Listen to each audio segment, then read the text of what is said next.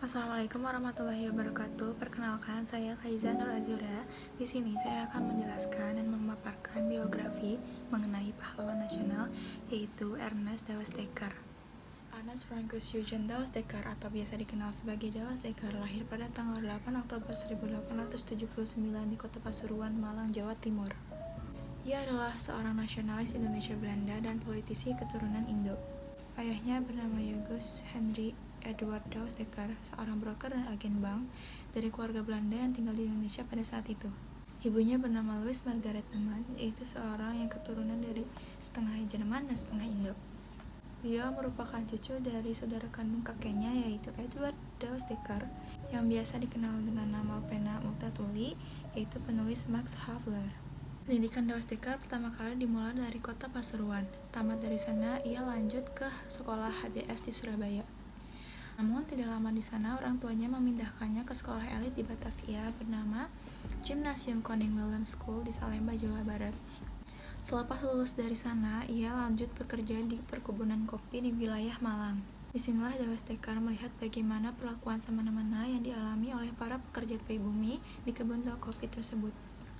Tindakan semena-mena pihak asing terhadap pribumi membuat Dawes-Dekker kemudian membela para pekerja dan membuat ia cenderung dimusuhi oleh pengawas kopi kebun yang lainnya. Hingga sampai ia membuat konflik dengan manajernya dan menyebabkan ia dipecat dari pekerjaannya. Walaupun dengan paras asingnya, beliau mempunyai semangat nasionalisme yang lebih menggelora daripada penduduk Bumi Putra. Dalam pergerakan revolusi, Dawes-Dekker memiliki pemikiran dan gagasan yang melampaui zaman. Dengan sifat kritis dan penuh keberanian, dia mengkritisi kekejaman pemerintahan Hindia Belanda dan menolak diskriminasi. Hal inilah yang akhirnya membuat para pemerintah Belanda menganggap Dawes-Dekker merupakan agitator yang berbahaya.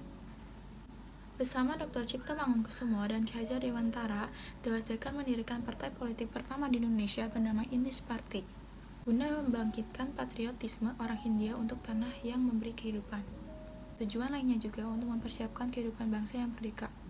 Kehadiran partai ini menyiapkan roh di awal masa pergerakan dan merupakan fondasi penting nasionalisme Hindia. Dawes-Dekker adalah organisator yang tidak pernah lelah berjuang. Dia mendedikasikan hampir seluruh hidupnya untuk kemerdekaan Indonesia.